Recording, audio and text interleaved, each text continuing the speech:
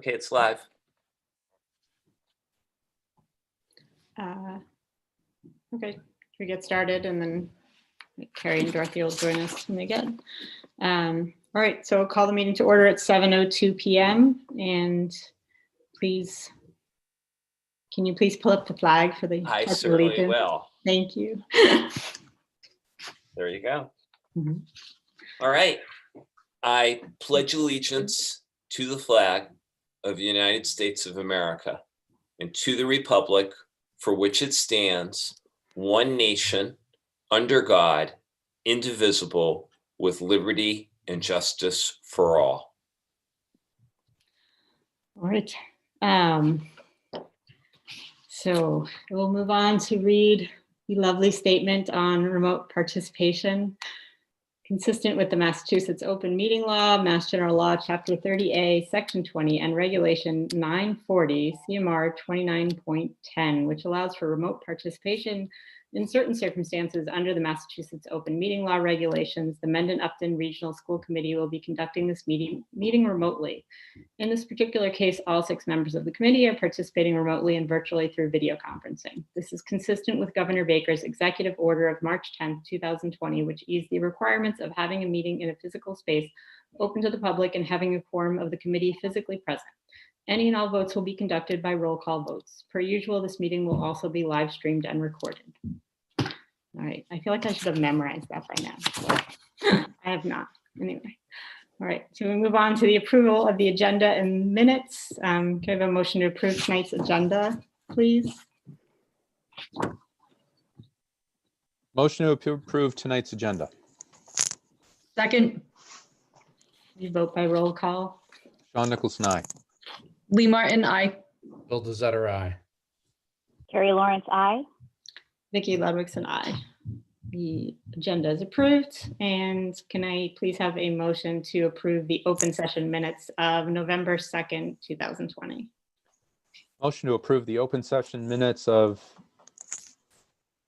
October 6th. What was that? November again? 2nd. November 2nd, 2020. Second. Vote by roll call. Sean Nicholson, aye. Lee Martin, aye. Bill Desotter, aye. Carrie Lawrence, aye. Vicki Ludwigson, aye. The minutes are approved. And next up, we have student comments on the agenda. Do we have Owen with us here tonight, or? He does not appear to be present. Okay.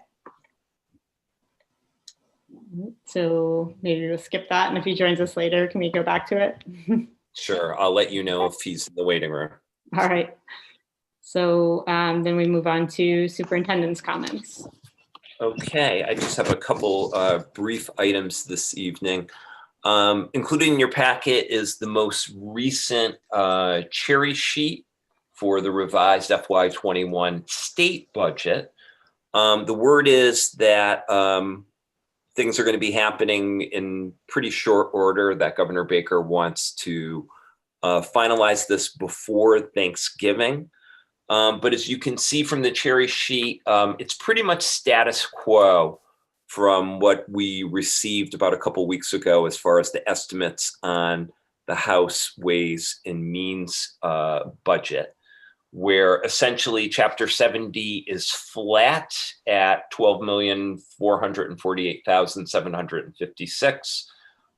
Regional transportation is also completely flat from the House Ways and Means budget at $1,098,446.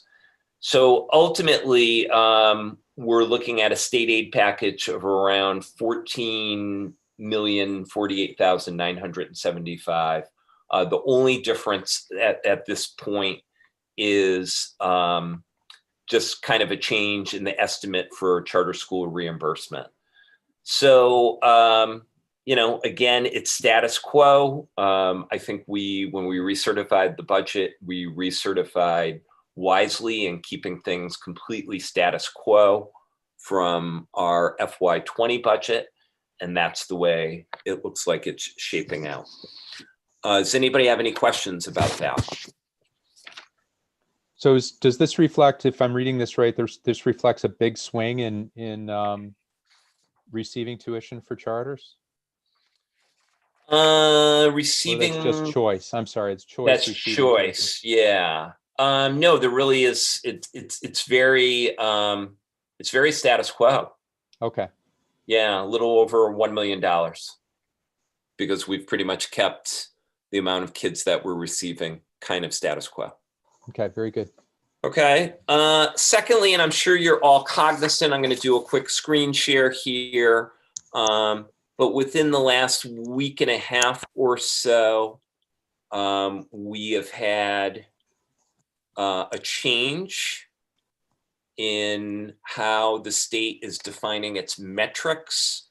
One of the things, and it's been a little bit of a source of, I don't know if I'd go say frustration, but at times it's a little confounding for superintendents, is these metrics, color coding the various communities across the Commonwealth.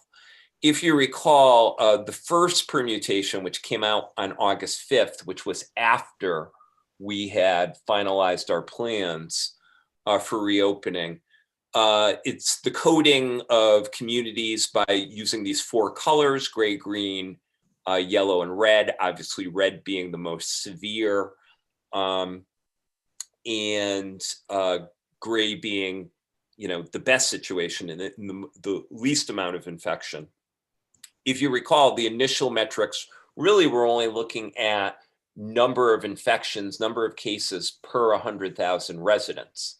So a lot of people were saying, hey, that really doesn't make a lot of sense in 2 towns as small as Mendon and Upton. And, I think Mendon's a little more than 6,000 residents and Upton's a little more than 8,000 residents. You literally could have, a family get it and you're going to change the color coding. And that is largely accurate. So they've reconfigured it to take into account number of cases or number of cases per 1,000 or positivity rate based upon the population of the community. So I think for us, it's relatively easy.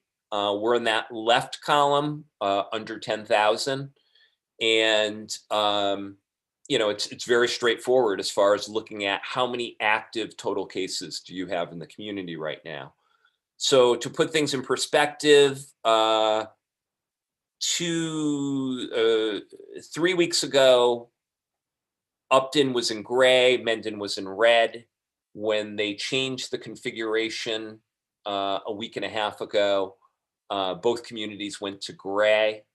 But with some of the recent uptick in infections, the last report that came out last Thursday evening, Upton is still gray, wonderful, and now Mendon is in green. Okay. I should note they've also in having this, they put out there in conjunction with the Department of Health and also the Department of Education that communities in gray, green, and yellow should be in full in-person instruction and communities in red should be in hybrid. That is the intent. That is the push. I can tell you with a fairly high degree of certainty that that's not the reality of how things are playing out across communities in Massachusetts. So does anybody have any questions about that? I'm sure you're probably familiar with it, correct? Okay. Joe, do you have an understanding of, my understanding before this new metric was put in place, this new system was put in place, that we had a small percentage of the schools in the state were actually in person, full in person. It's very, very small. Generally what we're finding is the places that are in person, full in person, are smaller districts that tend to be elementary. So think of communities that might be regional, a lot of, my original neck of the woods out in Western Mass, or what is referred to as the hill towns, or some of those communities off the northern section of 495 off that region, Sean, where, from talking to my colleagues, it's situations where they have the space. For example, even one of our neighboring communities, Blackstone Millville, because they've lost a lot of kids over the last 10 years or so, they literally in, one of their elementary schools, they've got double the number of classrooms that they need. So in those particular cases, they can do it. That's generally what I've found. I've yet to come across either a high school or a middle school that's full in person. Is there somewhere we can go where the state is tracking which schools are full in person and which schools are hybrid or fully remote? I thought you were going to say tracking infections. That piece is a report. But I saw something earlier in the year, Phil, based upon what superintendents report. Let me dig and see if I could dig that up of what the most current status is. The Globe was tracking it at one point, but I didn't find it to be terribly accurate. Yeah. But I'm almost positive DESE was collecting that data as well. And from that perspective, are we getting a better perspective in terms of, I'll call it the schools being, I'll call it transmission sites? Because my understanding is there seemed to be evidence that schools were not necessarily COVID spreading sites. So Those were other areas. I'm just trying to understand kind of some of the dynamics in the research and the stuff that's out there. I think the piece that is out there and what DESE has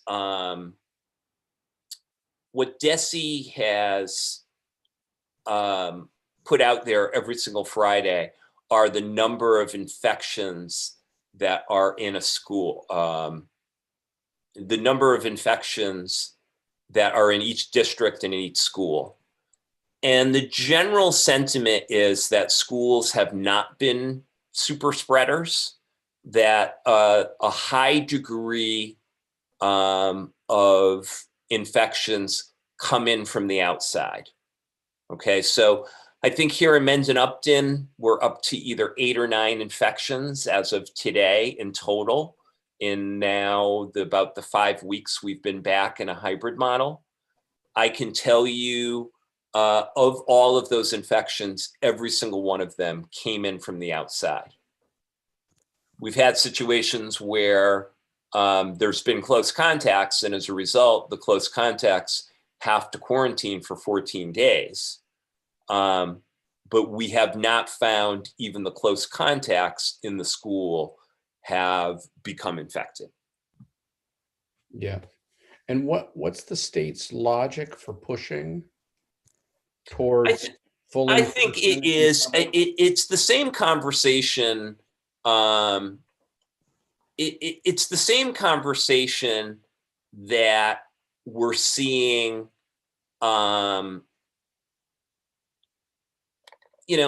Across the country, that kids need to be in school. Thinking about the detrimental effects of kids not being in school. The loss of learning, the social emotional effects and so on that are so important. But then I think there's also the economical aspect as well, as far as, parents needing a place for their kids to go while they go to work, or, and so on. So I think it's all of those arguments of, that make the imperative case of why it's so important to keep the schools open. And I can honestly say, the consistent message from Governor Baker and, Commissioner Riley is do what you can to keep the schools open. And I think we're going to be in this remarkable test for quite a period of time, to, depending on what happens with the progression of the virus with this third wave that, we've started to enter right now. No, I can understand that fully. I guess the question I'm asked, I guess kind of where I'm going a little bit is the understanding too of today there are three models. You have full remote, full in-person, and this hybrid. Is there an interim step between where we are in a hybrid model and full in-person that's a potential for us to be working our way to if we're staying within the gray area in terms of the management of it all? I guess I would be asking that question. It's not full in person, but at the same point, it's more than what we're at today, as we've seen that today is, I think the administration, the teachers, the students we're managing it, it seems to be. I think I think it's going to come down to this, Phil, and I think you're kind of intimating, is there, model number 4? Yeah. I think the solution for our district, as we discussed, is going to be kind of this hodgepodge of different solutions. And it may look different at kindergarten 1 and 2 versus what we choose to do for middle school versus what we choose to do for high school. I think everybody's kind of in agreement by, I don't think you need to have a PhD to figure out that our youngest kids, K1, 2, they need to be in school, and, you need to make provisions, do what you can to get those kiddos back. Some of our kids at the high school, yeah, they need in-person instruction as well, but I don't think it has the imperative nature as, our youngest kids. Yeah, But I got a lot to say and a lot to share with that fascinating survey that's coming up. I think we're going to go through that in the survey. I'll save my questions and my items for that. I think, And again, I guess my point quite simply, Joe, is that we have three different approaches today that we're kind of hopping, I'll call it, in between two of them. mhm. Is there an ability to think more progressively to figure out, is there an interim stage even between full in person and where we are today that makes it a little bit better, I think, for all of our students across the board, in terms of the amount of time they're in person or in the school. And I know it's an easy thing for me to say. I know it's maybe a difficult thing to think through, but Sure. what are we looking at as that goes? So I'll just leave it at that. And then I know we'll talk more about a variety of these things in the curriculum and in the survey results. Sure. Any other questions? Because that's my report. Yeah, I just wanted to know do you have the number of people who were close contacts to those infected? Yeah. So here's my here's my report as of today, fresh off. So here's an honest concern, kind of the flip side. So at present time in the 4 schools, we now have 9 staff members that are in quarantine, and we've got 34 students in total that are in quarantine. So this is a situation where either there are positive tests or they were close contacts, or they are in waiting and getting their test results. So the concern is, I had a conversation with Jen Mannion, who said, Joe, I'm a little nervous because I've got 5 staff members that are in quarantine right now. And, subs are really at a premium right now. Call me crazy. I don't think we have a difficult time finding subs in non-COVID times. But it's a challenge in these days. And, we've bumped up the stipend a little bit.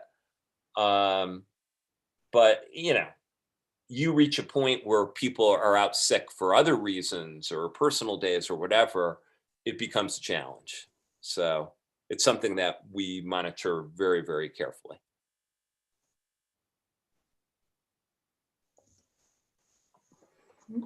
Jill, are the folks in quarantine right now, are they able to function in their professional capacities while they're quarantined? Some are, some aren't. What we do, Okay. and this is part of the term of our MOA, that we kind of have an understanding that, hey, if you're okay, please teach remotely. But the issue is even, and that most appropriately happens most likely at the high school. I can think of a couple teachers that had some short-term quarantines because they were waiting on a test, and they very much wanted to teach their kids. They didn't want to fall behind. God bless them. Wonderful. That becomes a little bit more of a challenge with the little kids, at the Sure. elementary grades. And also, you still have to find a sub, to physically cover their classroom.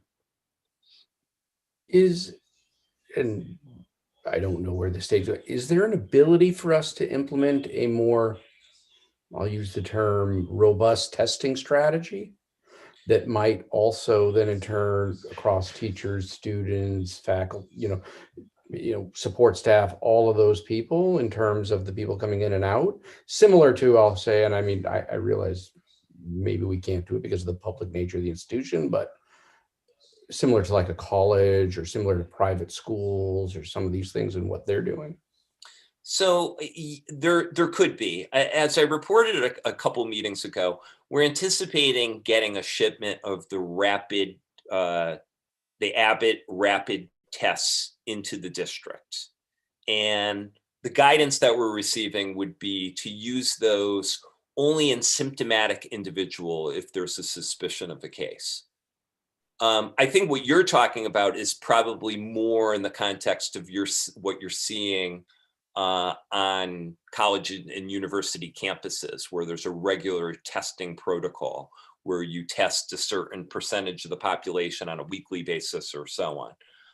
There are some districts who've entered that in the context of kind of as a collaborative. I know that there's a big Metro West consortium of districts that are doing that. I think it's doable, but like everything else, it's a fairly significant expense.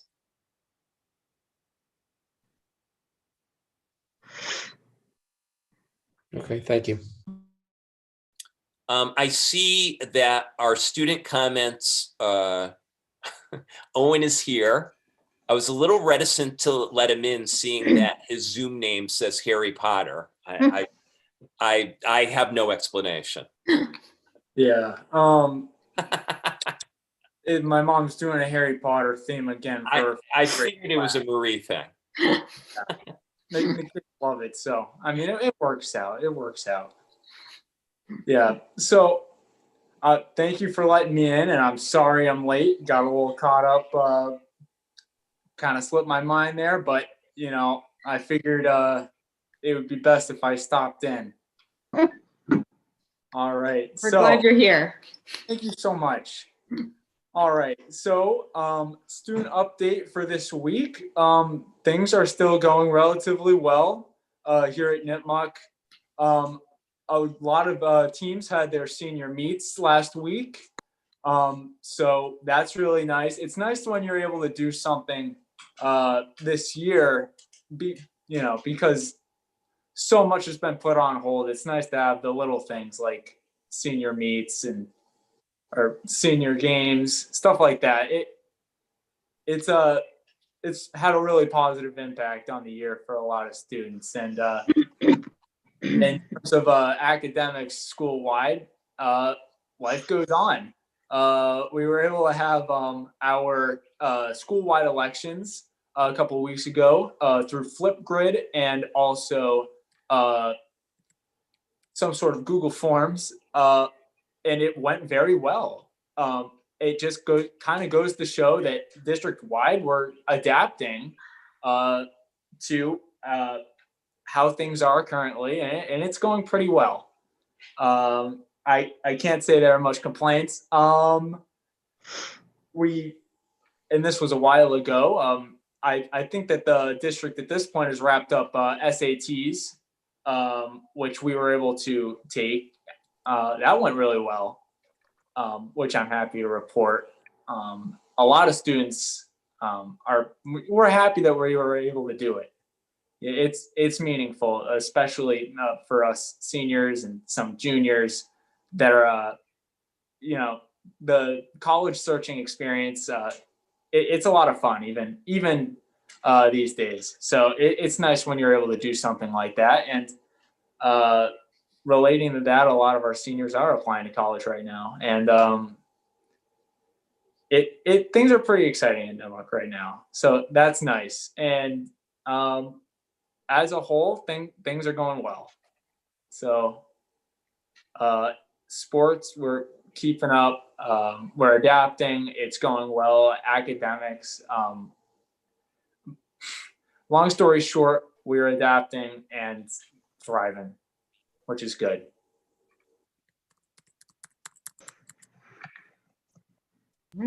Thanks, Owen.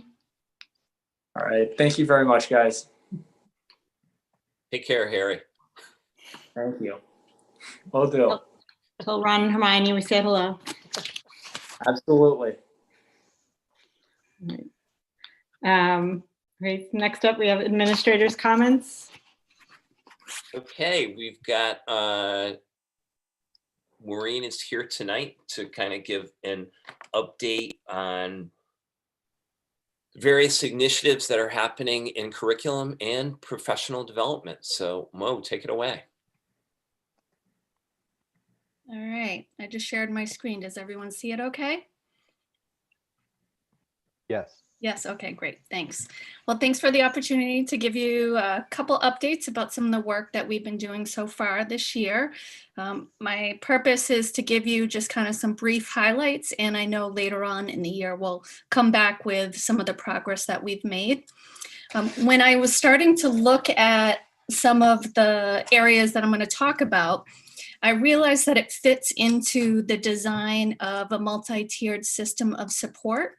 And in Massachusetts, this is one of their models that you can see here on the screen about their framework of how school districts should build systems to ensure that each student is receiving a high quality educational experience. There's lots of layers to this, but I'm going to be talking about where you see the yellow arrows related to academics, social emotional supports, and equitable access. But I wanted to introduce you to this model because a lot of our work is going to be aligned to this as we move forward. This is a little bit messier of a screen, but this is from the Massachusetts Systems of Support, but I also wanted to share this because what I like about this, even though it's a little messier, is that it gives you more details into the layers that were on the previous screen. So if you note right on the upper left, if that's how it's displaying for you, where it says high quality core curriculum and instruction, that's one of the topics I'll be talking about, as well as where it talks about universal screening and progress monitoring, and the research-based interventions and assessment practices, and then the academic and non-academic core components. You may note in the blue around, those are some areas that we often will present on in other areas, and I'm just going to be sharing some updates in these view. So the first update is related to the high quality core curriculum and instruction. And one thing that we're doing this year, we've formed, I've talked about it in the past about we have ongoing district review teams for curriculum.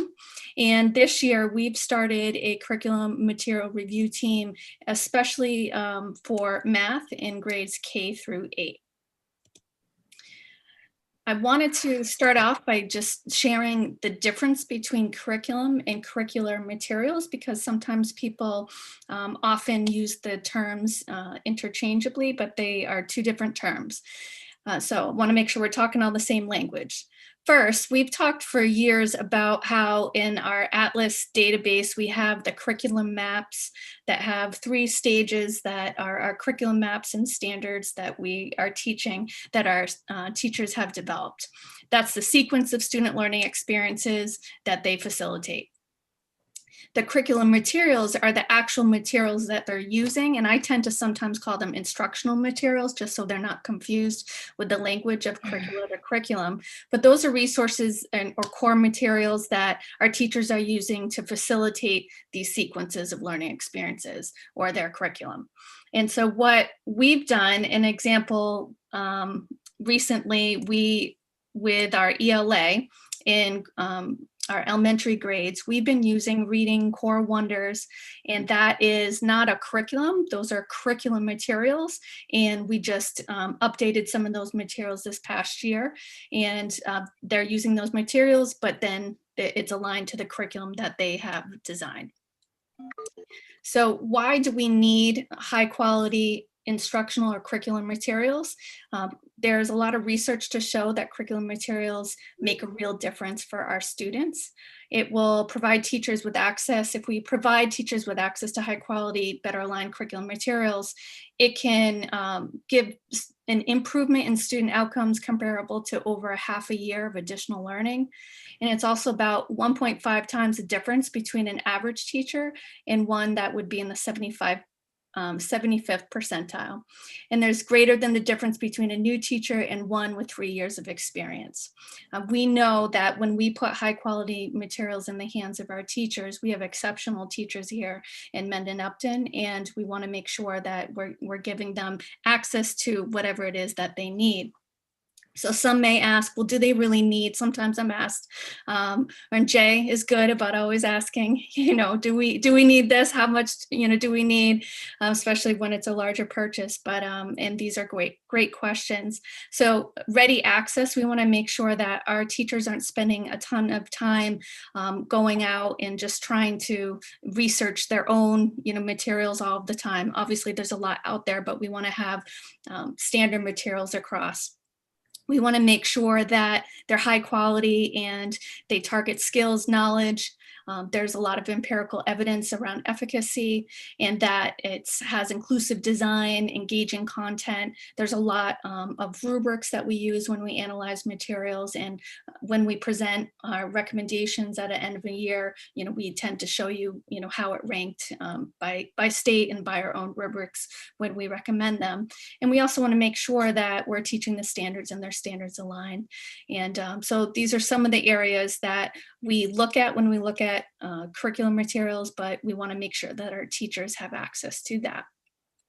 So what we've done is this year we have a team that's joined the DESE Evaluating High Quality Instructional Materials Network, and they have subgroups for science, ELA, and math, and we are in the math group. So we have representatives from our leadership team, as well as some department chairs and curriculum assistants who are attending some trainings throughout this year. And we just had one recently where we were in that, when you look at this process here, we're still in the learn and prepare stage. And then in the next month or so, we'll be expanding beyond that initial group that was trained to more teachers who have signed up to be on this group. And we'll start to investigate and then start to, by the end of the year, be able to select resources in math. So why are we looking at math? The reason why is in our elementary grades, it's the last year of our subscription with our Go Math resources. It's hard to believe because I feel like it was yesterday that I was presenting them to you from our committee's work a number of years ago. But we are looking to review to see what we might need for materials for this coming school year. And it is also aligning with the timeline of our Pearson Prentice Hall textbooks that we were using in math at the middle school. We're also in the last year of that subscription as well. So it's actually presented a nice opportunity for us where we're able to have more conversations and vertical conversations with leadership and our curricular leaders in math and working together on the process. This right here, you have an image that they keep sharing with us, but basically some of the steps in our process in the investigate and selection-based process, we identify the first thing we're working on right now, and I'll share it next time, is our instructional math vision. So we have the beginning of a draft that we'll be working on, and then that's going to guide along with some parameters that we've set up and district priorities.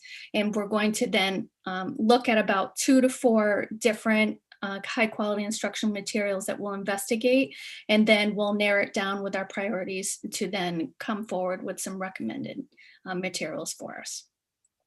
So that was the update on our math team, and we just began that process, and I will continue to share some updates later on in the year as we go through that. All right, so update number 2, we're jumping down to equitable access, and we have launched an equity, diversity, and inclusion team here in our district. I wanted to begin by just highlighting, I'll take you a minute, give you a minute to take a look at this educational equity definition, but I think there's lots of definitions out there, but I think this is a pretty decent one. So just take a look at that for a moment.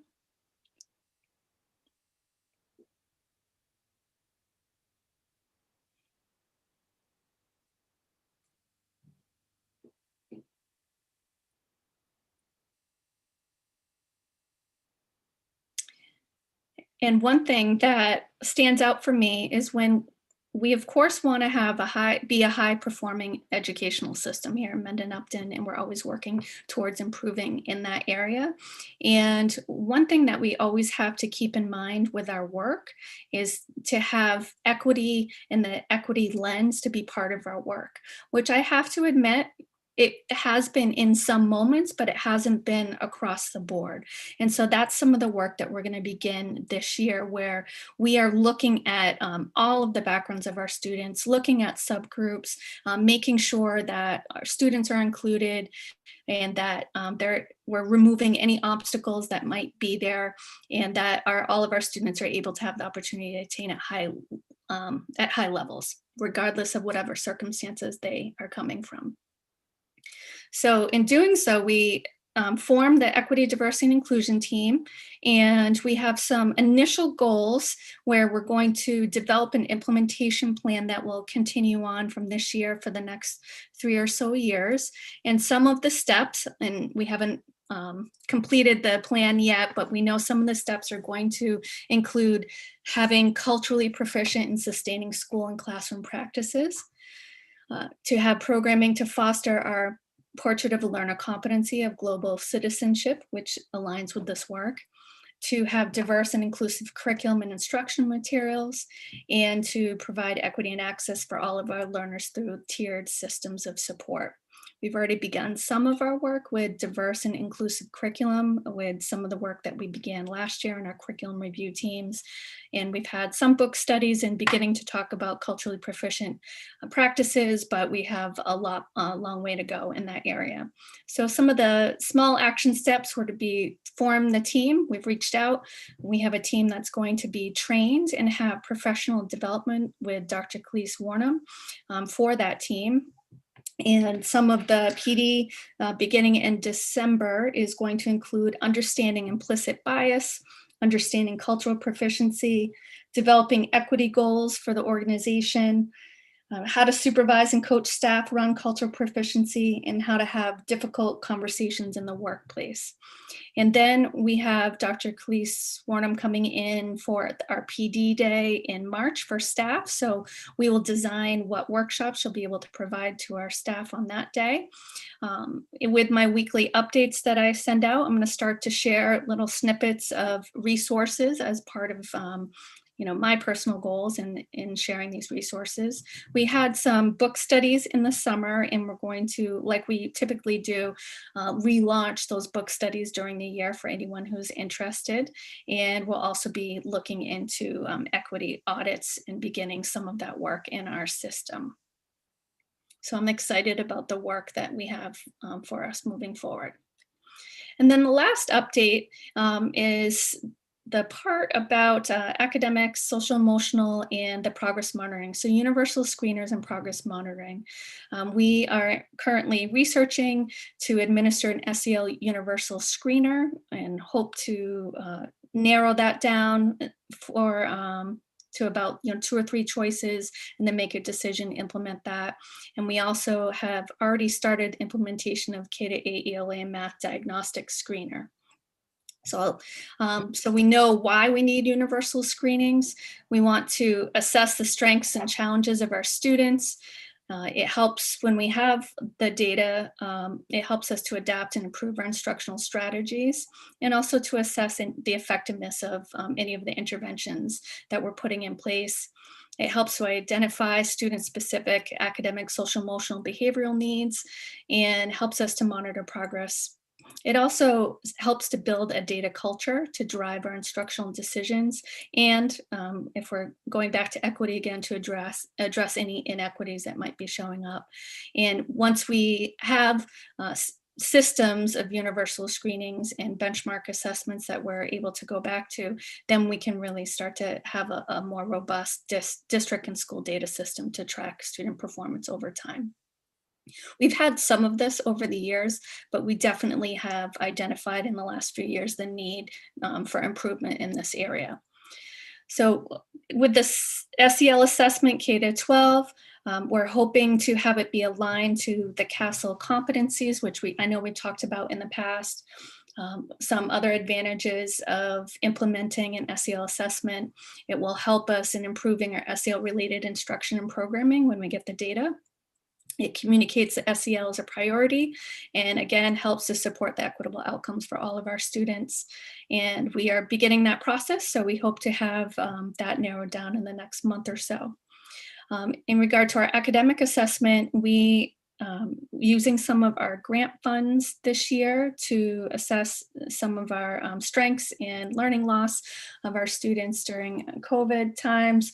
We brought in iReady, which is an adaptive diagnostic, and it easily links to instruction. And so we're going to be looking to see how we can better support our teachers now that they've given the initial assessment at the beginning of this year. We have this coming week some professional development on Wednesday, where teachers are going to learn how to use the diagnostic reports and then adapt curriculum and instruction as a result of the data. And that would be given 3 times in the year. So this is just the first initial assessment that we're just finishing up right now across K through 8. I wanted to give you just a view of a sample report. This is not our report, but they've really updated their data analysis and reports for us. And so if you look here, this is just a school system, and they have overall placement. If you look to the left, you have mid or above grade level, you have the green, the 2 different green lines there. And then you have early on grade level in the green. Yellow is 1 grade level below. Red is 2 grade levels below, and then you have 3 or more grade levels below.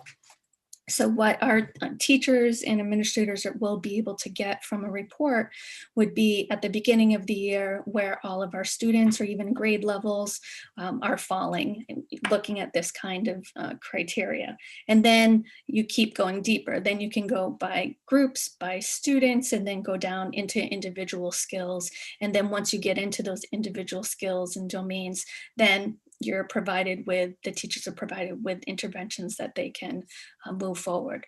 And so they also, in the student reports, provide the growth areas, how much growth based off of where the student tests at the beginning of the year, how much they expect them to grow over the year.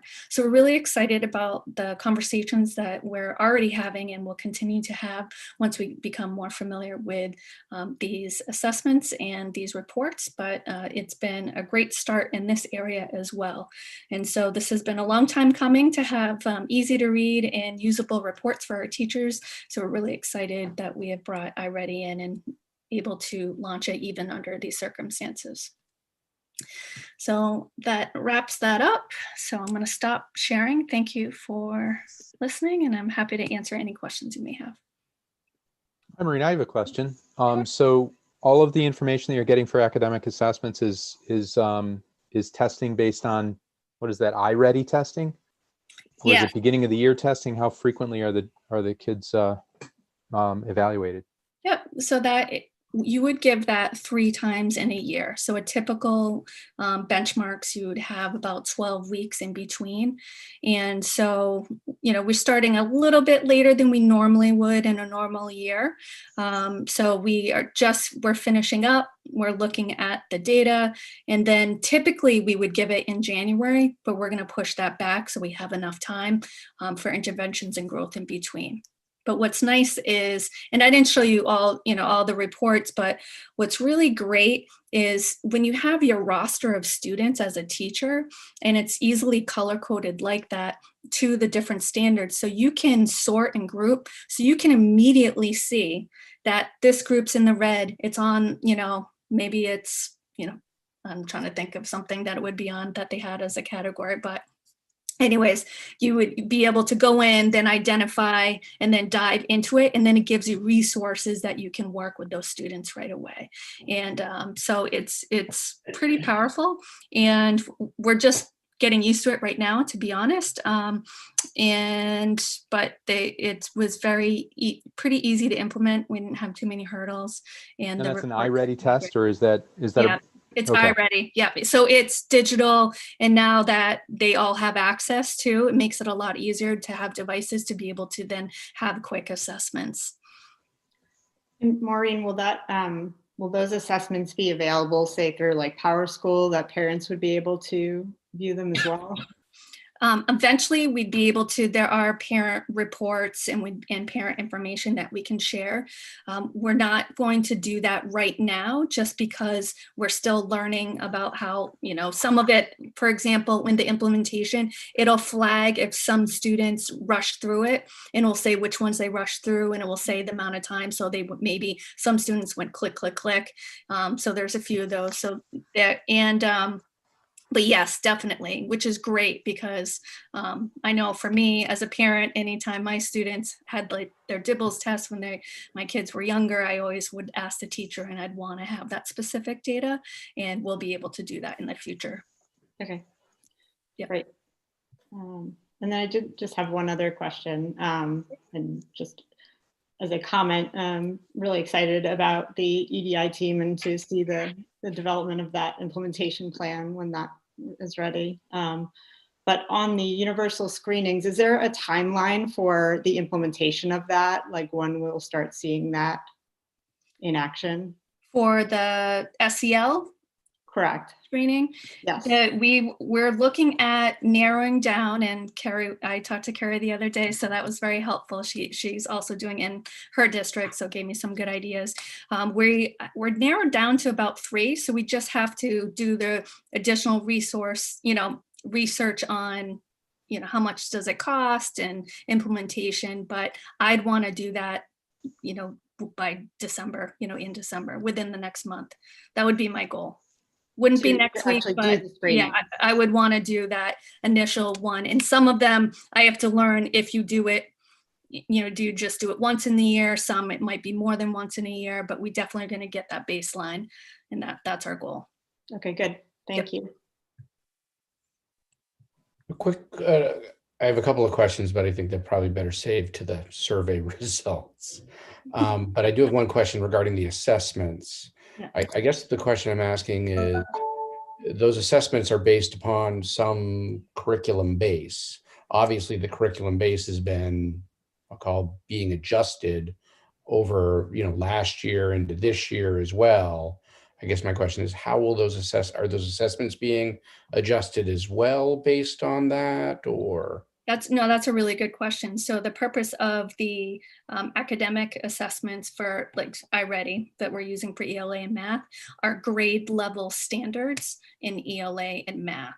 So if I'm in 3rd grade, it's those 3rd grade standards that I'm supposed to be learning throughout by the end of that year. So what's really interesting is at that beginning of the year, so it's not tied to our curriculum, but if we're teaching the right curriculum aligned to the standards, then we will get through that. But, you know, we've already seen there is a drop, of course. You know, we anticipate it's probably lower than we normally would be because of the time that we were cut out of like instructional time, but we don't have anything to compare it to from the year before.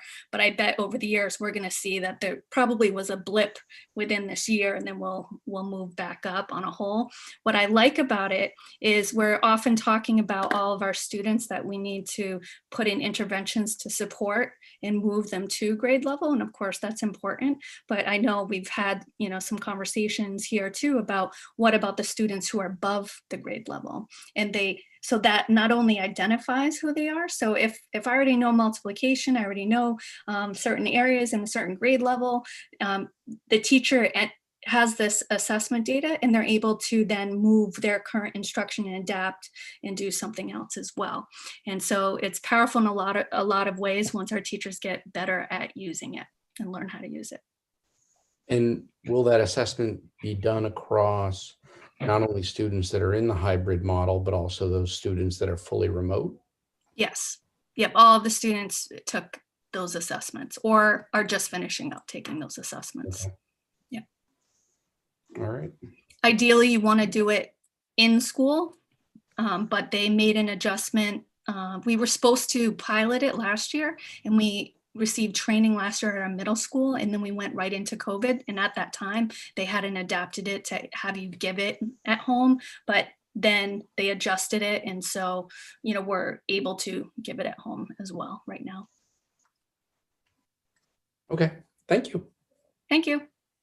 If you have other questions that just pop up later, feel free to reach out, and I can send that presentation to you as well after. Thank you. Right, any other questions, or move on to new business? Okay, survey results. Get them while they're hot. Okay, I'm going to do a screen share. Just so everybody knows, any folks that might be watching on YouTube, if you go to our district website, mursd.org, and go into the lower left-hand corner where there's news, what I'm about to show is all right there. So you can kind of follow along at home or at your leisure, okay? So let me just put this in presentation mode. Okay. So I have an obscene number of slides here, probably like 33 slides, and I'm going to probably spend an average of 4 minutes on each one. No, I'm just kidding. I'm going to go through these relatively quickly and just kind of hit some of the key points, and then obviously towards the end, some of the key takeaways, and then I'd be more than happy to answer your questions, and then maybe kind of also talk about next steps. So this survey we put out over 8 days from November 3rd to the 11th. It went out to all of our parents, to all of our staff members that instruct kids, that work with kids, provide services, and to all of our secondary level students, all the students at MISCO and Nipmuc. And in my humble opinion, it was pretty comprehensive. It asked a lot of items around, you know, safety measures, viewpoints about the 2 asynchronous learning days, viewpoints about the in-person instruction days, the Wednesday district-wide remote day, how we're doing with regard to technology and technology support. And then for our parents and for our staff members, we asked about some of the factors that should be used to guide decision-making to transition to more in-person instruction. And then there were also, for each of those areas, and then overall, there was the text box with open-ended questions to get feedback. Keep in mind, and as you'll see it as I go through these many slides relatively quickly, all of the survey items are just about, 95% of them were parallel. So we were kind of asking the same survey items or questions to each of the 3 groups phrase from their perspective, okay? As far as our response rates, they were good. They were pretty good. Parents about a little more than a half, staff approximately 3/4, and our students a little under half, of 41%. Students do not check email. Not very good about it. As far as demographics, this is how the parents responded. You can see a pretty good representation, looking at that pie chart on the left, across all 4 schools as far as parent respondents, and also the pie chart in the lower right-hand corner, a very good representation of all grade levels as well. This also, again, I feel pretty good about, because this is really indicative, again, of our district on the whole. My child received services, and you could see we're in the ballpark of district-wide around 14-15% IEP rate.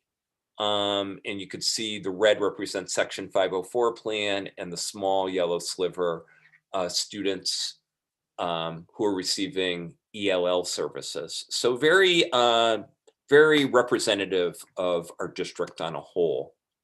And then as far as the staffs, again, good representation across all 4 buildings. Little high, a little on the low end as far as classroom teachers, with a little under 50%, but kind of a good representation of all of our different job areas, and people that work with kids are represented in the 146 people who responded. As far as our students, it was definitely heavier in the response rate for MISCO, for the simple reason that the MISCO administration, thank you, Jen and Paul, had the students work on the survey during one of their project blocks, but it was pretty much like a 65-35 split. But again, a fairly good representation of our secondary level grades as well.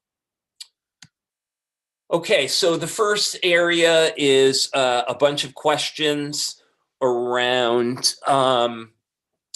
safety measures, and you see what the items are there. What was used across the board was a Likert scale of 5 being very satisfied or agreeing with the statement, down to 1 for very dissatisfied.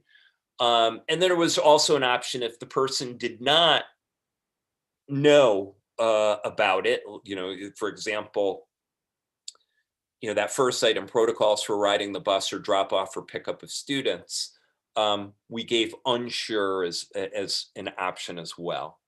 So as you can see, with regard to the safety measures around, you know, physical distancing, use of masks, and so on, high degree of satisfaction from our parents, okay? But between, you know, 4 and 5, between satisfied and very satisfied as far as the mean. When you jump to staff members, and again, parallel items, the degree of satisfaction goes down. I mean, it's still on the positive side, you know, neutral, pushing, satisfied, but it's not as high as the parents. To be fair, the staff would know about these things in a much more intimate way than parents would. And as a matter of fact, some of the parents in their commentary said, well, I'm not exactly sure about, you know, what you're doing to sanitize classrooms and so on. If you look at students, though, general satisfaction, general over 4, or, you know, pushing that range. Kind of the interesting one is protocols for physical distancing. I'll talk a little bit more about it the deeper I get into this, but a lot of commentary and a lot of anxiety from our students around the physical distancing and ensuring that it's happening on a consistent basis. So I think that's an interesting piece. Then for each of them, we, again, for each of the major areas, we asked for feedback. and a comment box. Please give us some constructive feedback. And you could see, we don't get, a lot of people, we didn't make it a mandatory thing to answer. So you're going to get a fraction of the respondents. So the number one response for parents was more in-person instruction, particularly at the elementary level. Some feedback across the board from parents and from students around mask concerns and wanting more mask breaks. Parents reporting from their kids, and this was predominantly at the elementary level because it's a recess, thinking that recess was a little too restrictive and that, why can't kids play with balls? They're playing sports after school or in a league and so on, wanting to see more happen there. I would say also across the board, there was some good positive feedback, recognition of the staff, recognition of administration putting together some good plans. Again, the physical distancing piece, something that popped up, and I'm sure we're going to see it more, were concerns about classrooms being too cold or buses being too cold in light of windows being open. Then the second major piece was the 2 asynchronous days. And you see the various items here. I think this was pretty much consistent across the board between our parents, our staff members, and our students. You can see it's kind of in that neutral range, maybe slightly on the positive side. I think the clear concerns come out in the commentary, but again, the interesting piece is some of our lowest ranking come from staff members. And what comes out kind of clear, and you could see, what do we got there? 3 of those mean ratings are sub 3, is just kind of the frustration of not being with their kids, the frustration of what you can get done in an asynchronous fashion. As far as students, believe it or not, of the 3 groups, they're the ones who gave some of the most favorable ratings to those asynchronous days. And they're kind of all over the place. And I had the opportunity over this weekend, to read all of the comments and all of the comment boxes. And you see, in some cases, students saying, oh my God, I'm buried during those days. It's way too much work. And then others saying, I need a little bit more, or, please don't just share review work or something like that. So there's a wide swath of opinions happening. So again, the feedback, as you can see how many responses that we got from parents, from staff, and from students. The frequency, the number one response from parents, that asynchronous schedule is too challenging on a parent schedule, particularly from our elementary parents.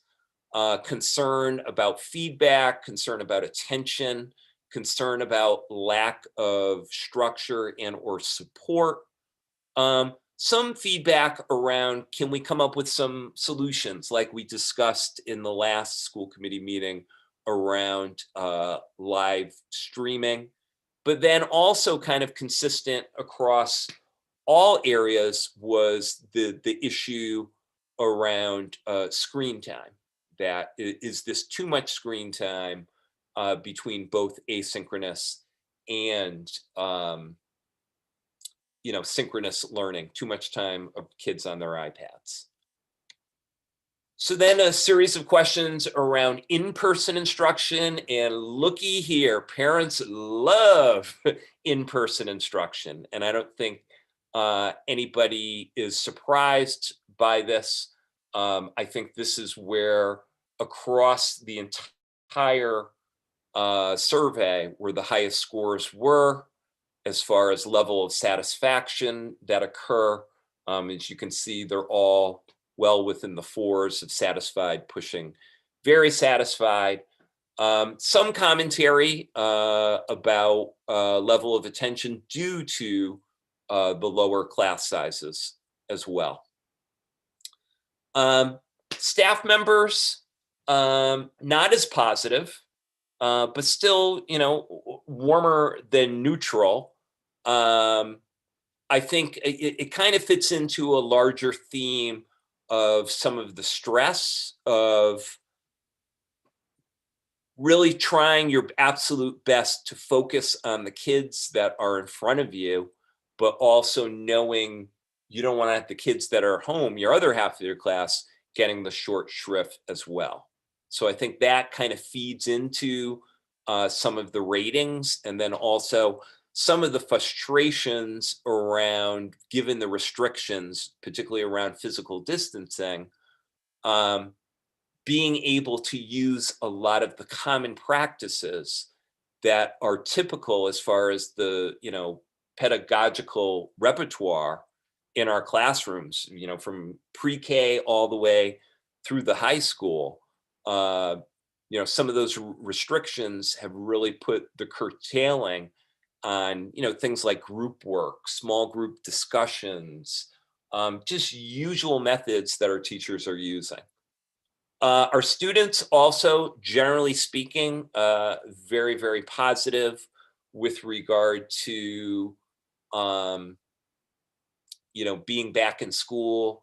I would say by and large, a lot of satisfaction, a lot of happiness to be back, a lot of happiness, particularly at the secondary level, obviously, in connecting with teachers, connecting with classmates, connecting with friends, and so on.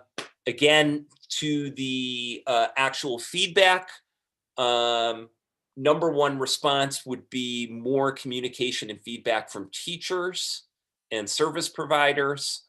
For some reason, there was some more specific mentions about updating PowerSchool on a more frequent basis.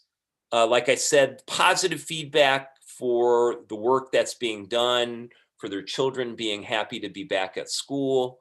Also positive feedback around the smaller class sizes and attention and so on.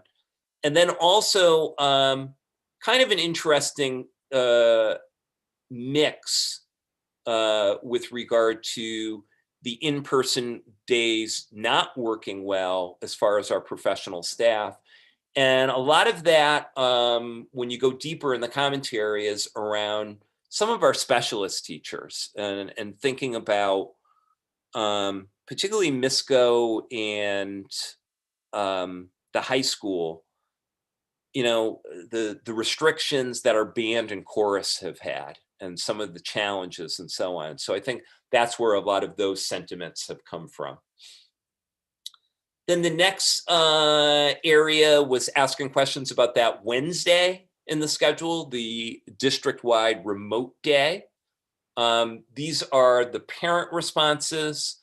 Probably a little more positive than I was expecting them to be. Again, in the neutral range, pushing towards satisfaction, on the high ends of the 3 is the mean of all the scores.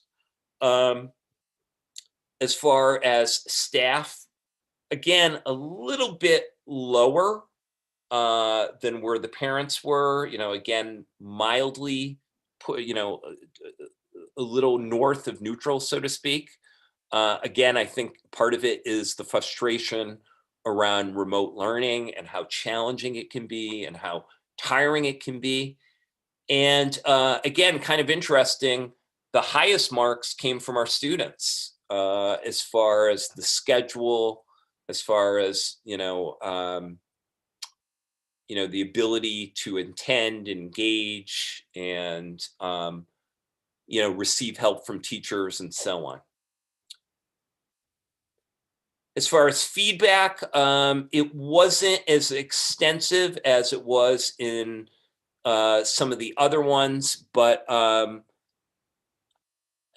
I saw this, again, this real wide array of opinion with regard to opposition to the schedule by all of the stakeholders. Some parents felt like it didn't have much value. Some students felt like too much review was going on. Some students felt like, wow, this is really long, and teachers are really pushing hard for new content, and it's a lot of time. So there really, again, there was a wide array of responses. Also, the number two was positivity, that people across all three groups gave some very positive feedback. And then roughly, about a fifth of educators talked about how that planning time and that PD time is really critical on Wednesday.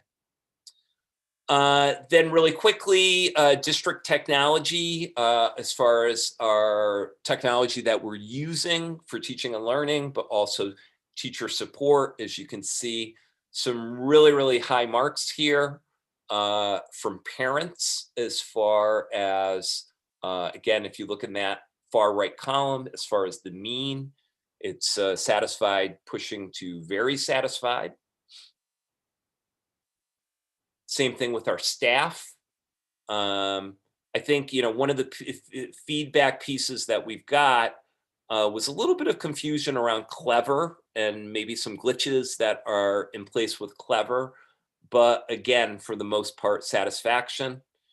And then very, very similar with our students as well, as far as looking at different apps and so on. As far as the feedback, again, a lot of them were commentary about specific apps or problems with regard to Seesaw, PowerSchool, or Google Classroom. Number two response was pretty much kudos to our district technology team, headed up by Dave Quinn and Joe Lakeview and their staff. Some commentary about the desire for, Chromebooks or laptops. And as I said before, some issues and some confusion with Clever. Then we had some specific questions around that were just specific to groups.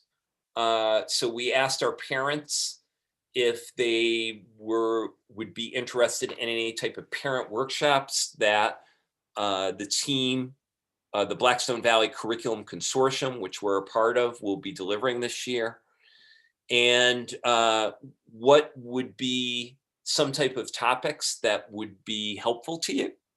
So probably not a lot of surprise here. Number one, maintaining and strengthening social emotional health.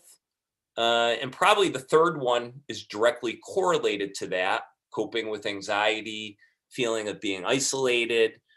And believe it or not, I think the fifth one also is closely related to that, providing more social interactions with students.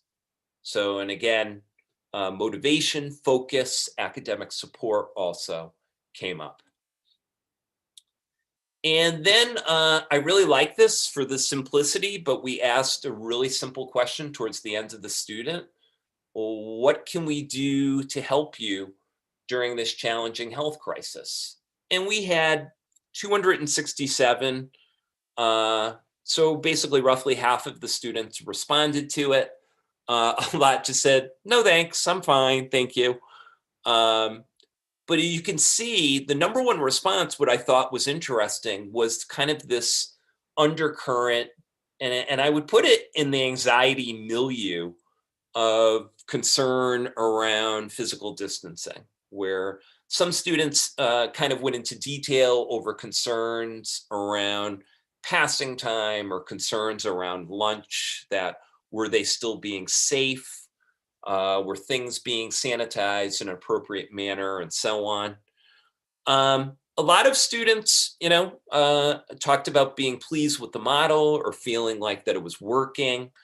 But again, other themes that came up were, lightening the workload, more breaks, general breaks needed, particularly on like Wednesdays, or the mass break issue. And then some anxiety around, are we going to have to look at going back to full remote based upon the progression of the virus?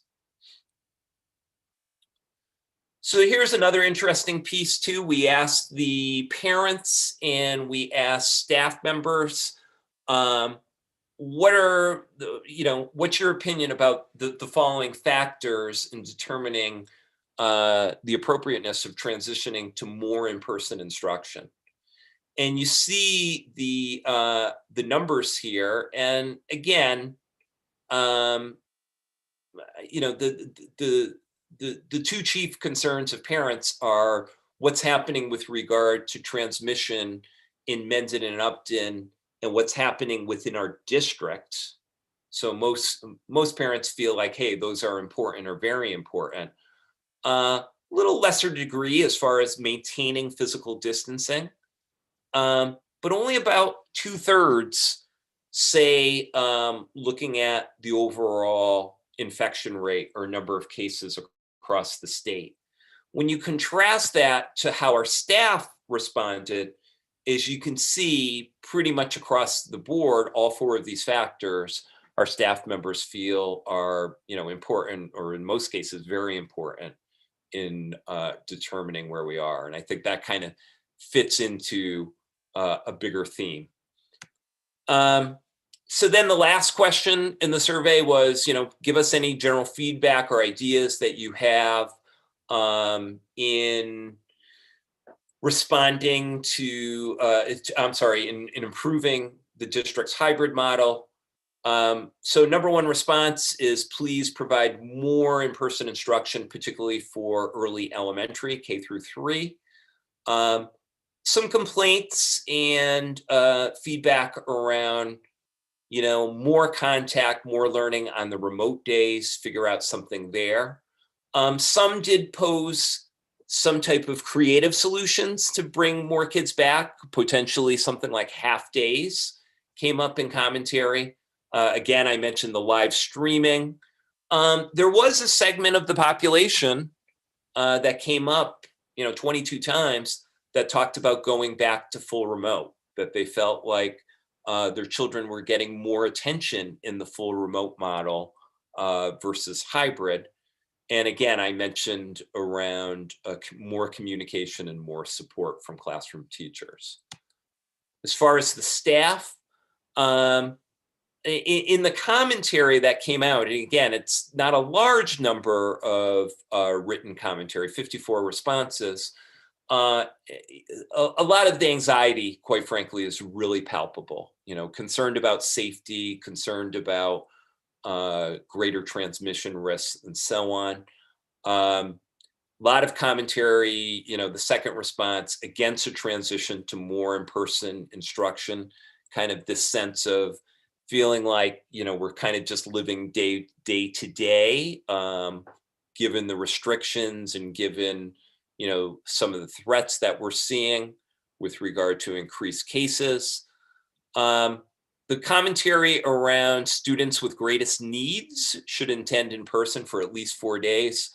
I will do a report out. I slipped my mind for this meeting, but we've done quite a bit, and I'll share it with you, with the committee, in bringing back more and more students who have significant needs,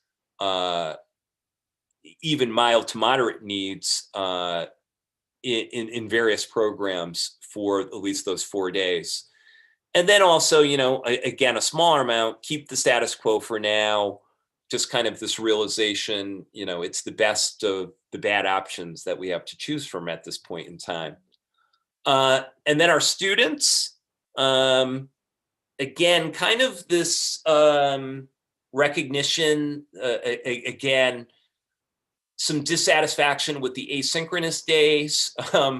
to be very honest, and you know, from teenagers, I'm not surprised by this response, but I'll try not to be an old fuddy-duddy here. But usually the complaint around the asynchronous learning days was in the milieu of please give us less work. Some improvements to the Wednesday schedule they'd like to see, you know, more mass breaks. Again, that worry piece around physical distancing. And again, a small segment, but it did come up 7 times around moving back to full remote, more in the context of the anxiety around, you know, infection and progression of the virus. So some of the key takeaways after all that, and there's a lot to plow through there. But as I said before, there's a general satisfaction with the safety measures and the mitigation strategies that have been put in place by the district. Again, I think all of our stakeholder groups aren't in a happy place with those asynchronous days. And I do find that it's interesting that our staff are the ones that are the least satisfied. And I take that as a positive because I think there is a tremendous amount of pride in the professionalism and the services and the instruction that they provide. And during those asynchronous days, you know, it doesn't even come close. It doesn't even approximate it in any way, shape, or form. And as I said before, parents want more direct instruction on those days. As I said before, parents have the highest degree of satisfaction for in-person instruction, followed by our students. And again, consistent was a desire for improved communication, and in some cases, more guidance from classroom teachers. And again, married to, you know, the asynchronous work that's assigned. Again, a whole wide and varied opinions about the Wednesday full remote day by all of our stakeholders. So I think we've got to really kind of go deeper by school and disaggregate this data by school or by grade level and kind of get a sense of what's happening or what should be happening a little more consistently during that Wednesday. And then, as I said, general satisfaction with regard to the district's technology. And I think, you know, one of the big takeaways is I would say it's in the ballpark of maybe, you know, 20-25% expressed explicitly a desire for more in-person instruction. However, that is antithetical to you know, some of the anxiety and the concerns that are being expressed by the staff, not only over the virus progression, but also, you know, just some of the stresses of working within the hybrid model and feeling that internal pressure to really effectively meet their kids' needs. Some parents, like I said, are looking for some creative solutions, maybe kind of going down the same road that you're talking about, Phil, where, you know, it's Model 4 to bringing more kids back. Again, very, very clear from our students, and particularly, you know, it came up as a theme, concern about maintaining that physical distancing. But I think all in all, if I had to come up with 3 overarching themes, it's anxiety, stress, and social emotional health really permutate a lot of the responses across the board in all 3 stakeholder groups in this survey. It's a lot of work to read the commentary. I know a lot of people were very, very thoughtful in what they put about this. And again, when we started this journey, I don't know, back in the summer and thinking about what this school year would look like, we came to the conclusion that, you know, there's nothing here that anybody feels great about or is excited about. You know, we're all educators. We all care passionately about giving the best to our kids, but we're in a super, super challenging situation, and there are no easy answers. So I share that with you. I stand by a lot of my statements with regard to early elementary. I've started the conversation with both Jan Gallagher and Wendy Bell. I know they are in the process of working with their staffs to have some type of plan in place to do more for early elementary. And I anticipate the next time we meet, we'll have something very solid and tangible to share with you guys. So anyway, I know that's a lot. I hope I didn't, that wasn't death by PowerPoint with all those fascinating charts. But if you have any questions, I'd be happy to answer them. I got a few. He's chomping at the bit. I got a few. And I mean, so first off, Joe, thank you and thank the team for everything done here, because I think it's important to get the feedback and get the survey results and get this perspective of what's there. And I think, in some cases, as it relates at least to the students, sometimes the responses you get are the tip of the iceberg, so to speak, because there's probably another 10 or 20 times students that probably feel similar ways. But the reality is they're not really going to respond based on, we'll call it, authoritative views.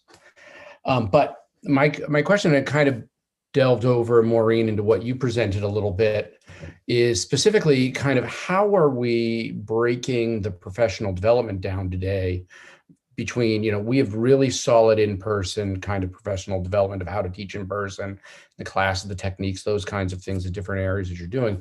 But what are we doing specifically around virtual and then asynchronous? Because those two things themselves are different as well. And are we putting PD in place around those areas to teach the teachers how to engage and what the best practices are and how to look at the way they're doing this? Because I realize for them, in person is kind of like they've done in person, not exactly the same way, but they've done in person, but they've really never done virtual. They've never done really asynchronous. So those are areas I can imagine they're struggling with. Mo, do you want to talk a little bit about that and maybe the Global Online Academy and some of the work Dave's done? Yep. So if you recall, at the beginning of the year, we had the 10 days of professional development. And I guess going back to September, I think I did a little update on it, which seems like many years ago now. But so what we did is we had a balance of PD activities to get everyone up and running. And a lot of time was spent specifically to your question, Phil, around blended learning, online learning. So we had Caitlin Tucker. It was a course on blended and online learning. And what we love about her, she's very practical and gives very tangible suggestions for what teachers can do in different formats. And we bought, for all of our teachers, we purchased online modules for them that they still have access to. So as an example, at our last professional development day that we had on November 3rd, a lot of the teachers, that was the teacher directed day, so they could design whatever they wanted to do. So a lot of the teachers actually went back to the Caitlin Tucker trainings to go deeper into some of the aspects of it, because they really just didn't have a ton of time to really dive deep. So they have that as a resource. And even interestingly, right before this meeting, Rena Manser, we all know Rena, so she's always sending me really awesome things that I share out. She just shared an updated blog from Caitlin Tucker that I'm going to share out in the weekly update. That is to your point on the asynchronous and how to flip some of our models around and use stations and small groups and design it. So it is something that we're working on. And in a lot of the, there's been carryover in a lot of the faculty meetings. I've been at for example, the MISCO faculty meeting, and Jen Mannion has done a great job of modeling a lot of the pieces. John and Marianne also did this at their last faculty meeting, where they modeled different aspects of how to do the online learning and structure. So it's ongoing. We also are a partner with the Global Online Academy. At the beginning of the year, during those days, the whole week, we had our teachers take, I'm trying to think of what it was called, Designing Online Instruction, I think is what it was called. So it was a whole week course, and that was a free module. But now we have a number of sessions that we're going to be working, and Dave and I just met with them last week to set up teams of teachers who can then kind of be the trainers, take some sessions, and then bring that information back. And that's all about different elements of building online learning and blended learning environments. We also, at our last November PD day, Rena brought this person in as well, so I have to give her credit on that, was Angela Stockman, who's written a number of books on writing, but she was a phenomenal professional development presenter, probably one of my favorites that I've ever seen in quite some time. And she specifically worked on we identified the problem areas that teachers were having, and she designed different workshops for the teachers. So there was particularly a lot of middle school teachers that were involved, some elementary, some high school, in those sessions. So it's definitely a priority, and we're looking for different avenues to support it. So it's ongoing, but also in our PD sessions as we continue this year. And do the teachers feel like this PD is effective for them from the standpoint of not just, I'll say not in-person is covered, but more from the virtual and then the asynchronous component? Because looking at some of the results in the survey, it looks as if they themselves are, rightfully struggling with these areas. Yeah, I think the piece, sometimes there's just the struggle about how to design the asynchronous. It's almost the balance with teaching in person and then doing that design. And I think that's taken some time. So if we think of, trying to think, what was the date that we started our hybrid? Do you remember, Joe? September 16th. Mid-October. Yeah, so, we're a month and a half. October 16th, I'm sorry. Yeah, we're, about a month in. So it's not a ton of time to totally shift what you're doing. And I think it's been harder at different levels than other areas. It's been a little bit smoother at some of our secondary. Yeah. I fully recognize that we're not fully baked yet. I guess my question isn't so much about, I'm not asking the question like, why aren't we there? I'm asking kind of like, what does that look like and what are we doing to get ourselves there? Because I guess the other part is when you look at those asynchronous days, those virtual days, how are we looking at it from the standpoint of consistency to ensure that from teacher to teacher to teacher, there's some consistency at the very different grade levels or things like that exists? Because I don't, I think that's a challenge as well. And I'm not saying that they're there today, but how are we kind of staging ourselves to get there? And that's a great question. So that's when we have teachers saying we need that Wednesday afternoon, that's why, because it is for the consistency, that 100%. So in some of the weeks where we haven't had a full week and they haven't had that day, has been really difficult for them. They rely on that time to meet and strategize together to plan it out for the following week.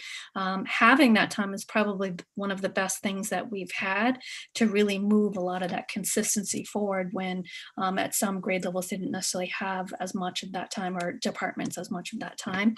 So I think as we, and we've had a few weeks when we haven't had it, as we move forward and have more of that, that is concentrated time that they're doing it. And also when at the faculty meetings, Dave's been great too. So as an example, we reach out and we ask for input of where they need help. So if you look from the technical piece of things, for example, some people said, okay, we need something that can help us in this area. So we have Nearpod is a tool that we are launching, and he's running a training this week on that. So we're listening. He's doing a great job of responding to needs as they come up as well. No, that's great. Yeah. I think it would be great, get a little further in, maybe to understand a little bit more of kind of what teachers are seeing and how they themselves are progressing, and kind of some of these items are being addressed from their perspective. Yeah. The other item I had as well was, and I know, Joe, you mentioned there's another survey that's out now that's specific to those students that are full remote. Mhm. But I guess the other question is, while that survey is out, are we doing an assessment of the curriculum that is getting delivered and how far along that is in full remote versus potentially the curriculum that's getting delivered from hybrid? And do we understand kind of the dynamics that are there in terms of that? So great question. The only place where we would have to be doing that study is strictly at the middle school, for the simple reason that, again, in the hodgepodge that we put together for the standalone remote program, Phil, is we by and large have Mendon-Upton teachers, elementary teachers, teaching the elementary standalone remote programs. So those kiddos are getting exactly what their grade level peers are getting. The high school, same situation.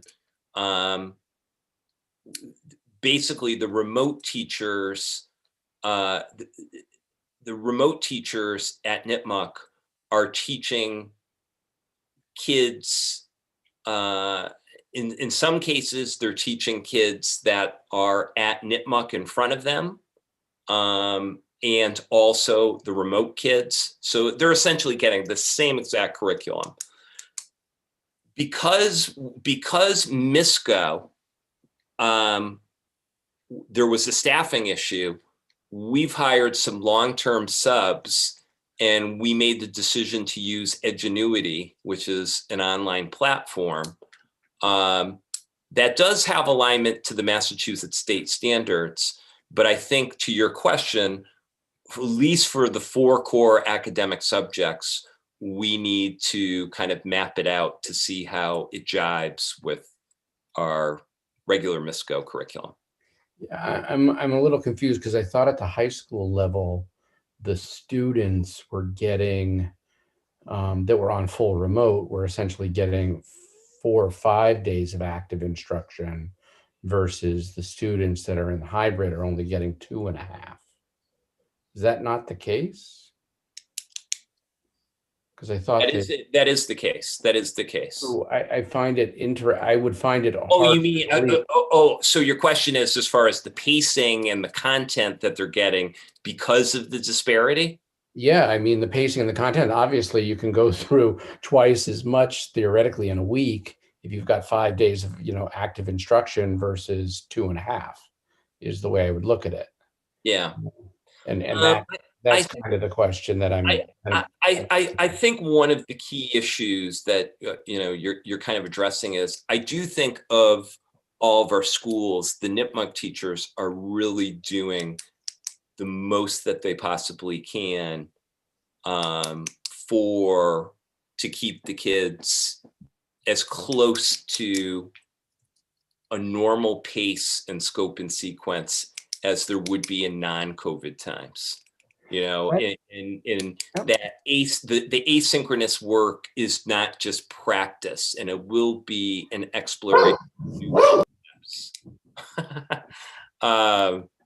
He's So obviously maybe disagree. very excited I about think it would that. be good. It would be good maybe to go through a couple in a future meeting, go through a couple of examples of that, just to understand how that is functioning and working. Because I think from and I would just say from an external observation perspective, it would be, the math, I'll call it, doesn't make logical sense. And I'm not saying the teachers aren't doing a good job, and I'm not saying the teachers aren't trying harder.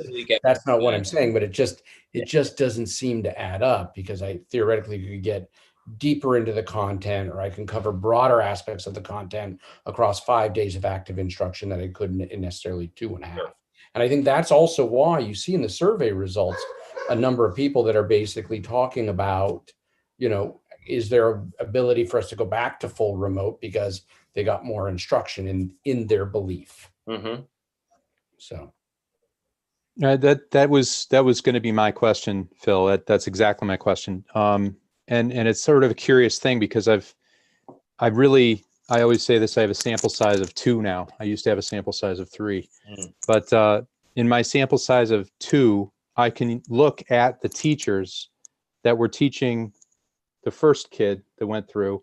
I can see through my diary, I can see what they were learning, and I see what they're learning now. And I can tell from my 3 students, they're keeping up at Nipmuc.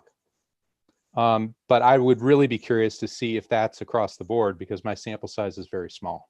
Yeah, and I think your snapshot of Nipmuc is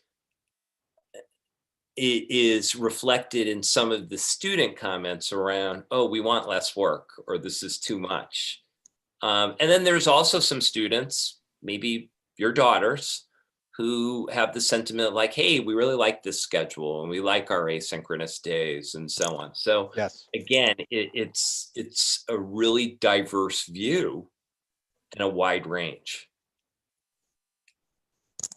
No, I would agree with that. I think that, and that's why I say it would be good to dive, I think, a little deeper into it, to understand the curriculum and how it's getting delivered, not necessarily in the piece, but in comparison to some of these other techniques that are out there and that other students are going through. Because, and I mean, it's anecdotal from some of the other parents that I talk to, but there is a feeling that and a belief that those that are on full remote are getting more instruction than those that are in the hybrid model.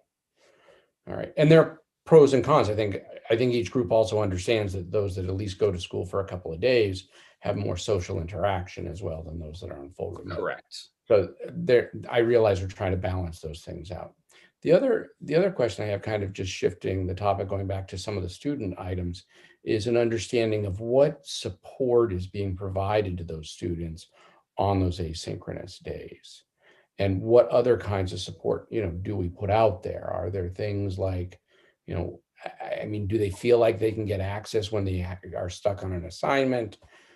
From a self-study perspective, is there the need for like, I'll call it a help desk to put out there to, make, it may not be the teacher because the teacher's in an active, teaching session with other students in person, but is there a way maybe to, make maybe not a teacher, but some paras available or somebody available that allows them to have like a help desk they can call into or, engage with to help kind of move them along so they're not necessarily getting stuck in these areas where they have challenges.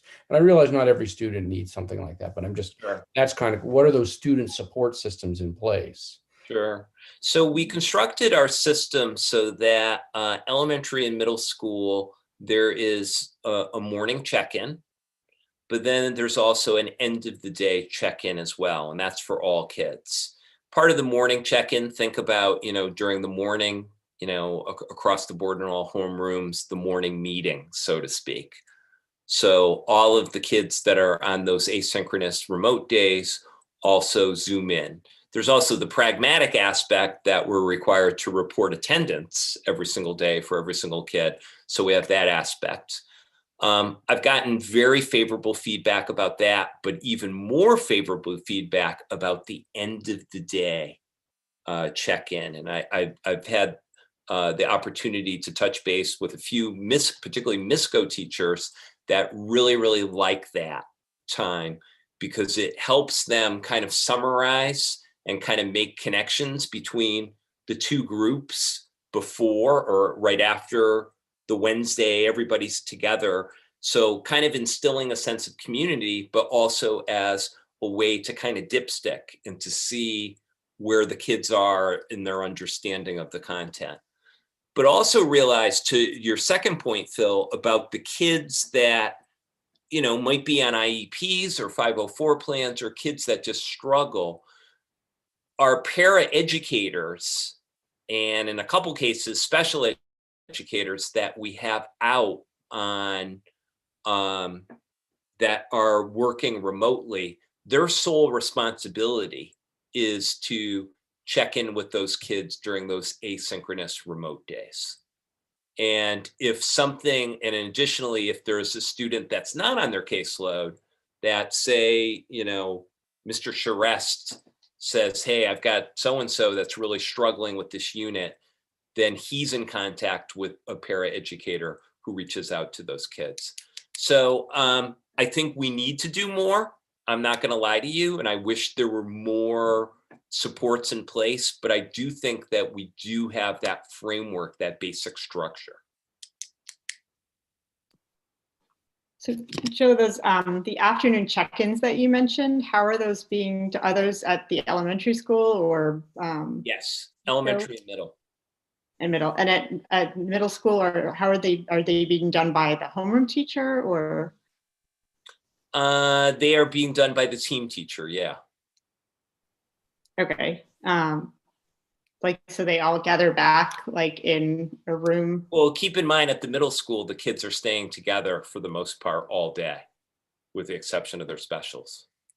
So they're most of the time they're back in a class or project block during that time. Right. So are these in person or on like being done? We're talking about the asynchronous days, correct? The asynchronous days, but the kids that are out on asynchronous are zooming in to their teacher while the teacher also has the kids in front of them. Okay. And again, in some cases, particularly at the elementary, it can kind of work a little nicer in the sense that at least those kids can be up on the smart board. We don't have the same number of smart boards. We do have some at the middle school. And again, we don't have necessarily, some of the equipment that I shared with you during the last meeting to kind of make it a little bit more interactive. So it's more of just kind of an informal thing.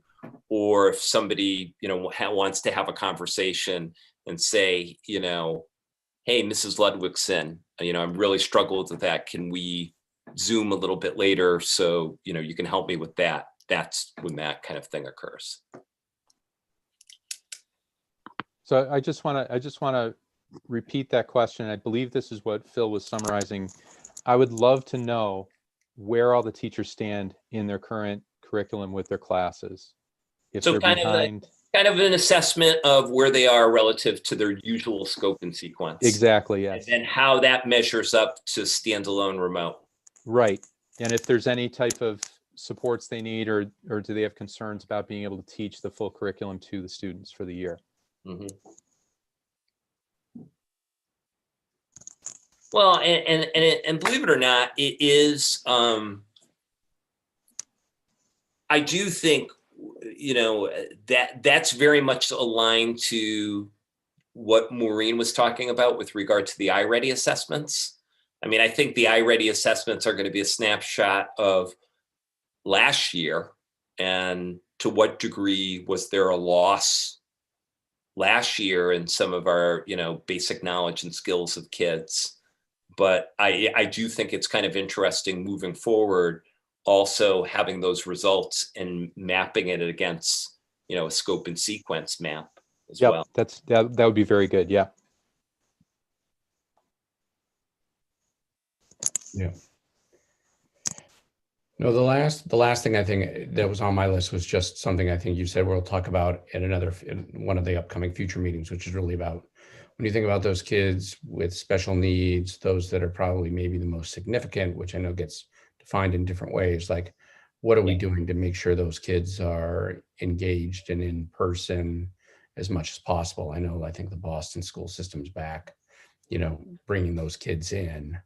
Even they, in the situation they're in, realize that it's a situation where those students need to be in person as much as possible. I think they're doing now 4, if not 5 days during the week. Mm-hmm. So, agreed. What are we doing to do something like that as well? I will be happy to share with you. But Jen D'Angelo has been fairly aggressive in bringing back more and more students. As you know, when we started on September 16th, we just started with some kids that had some of the most significant needs. And she has progressively brought back more and more students. So again, it's not every single student in the district that, has a mild to moderate disability, is back, but it's more in the milieu of, students who are in, various pullout classes, students who need, intensive work with regard to reading and decoding, or need some intensive work with regard to, mathematics skills and so on. So I just pulled it up. I'm sorry if I'm a little distracted, but so to put things in perspective, she kind of did this phased in approach. So we've got in total, about 322 students who have IEPs. 88 of them have been invited back for 88 have been invited back for full time. Of the 88, 62, their parents have accepted, 16 have declined, and 4 are in the standalone remote program. So I think we've moved in a positive direction, but again, I think we have more work to do, obviously. Yeah, I think that's great progress. I think our ability, to review that would be great. Yeah, I apologize. That should have been an agenda item tonight. But we've only gone through a couple things tonight, Joe. Yeah, I'll add it to the slides. Okay. It's all good. Thank you. Well, also with us very quickly coming up to midterms and getting some of these evaluative grade reports for some of these kids, is there some discussion happening for those kids who are going to be flagged for at risk of failure or struggling with the content who may not be identified through either an IEP or a 504? Yeah, I think that is part of our ongoing RTI process that happens at every building. And I know at every building, they are particularly meticulous, and I think I've had a lot of conversations, particularly with Jen Mannion and Paul Marshall, about literally tracking the kids and having that internal discussion around, kids that may be not only failing, but concerns, social emotional concerns about lack of engagement. We've never, developed this district-wide policy of you must have your camera on at all times and you've got to answer this number of times and so on. We prefer just to use good practices. But they do track that data very, very carefully. And I'm not going to lie to you, there's concerns around, the anxiety. There's concerns, I think some of it has been alleviated by at least the hybrid and having that in-person connection with kids. But there's also, quite frankly, some concerns around some of our standalone remote kids as well. So it is challenging, but we are staying on top of it.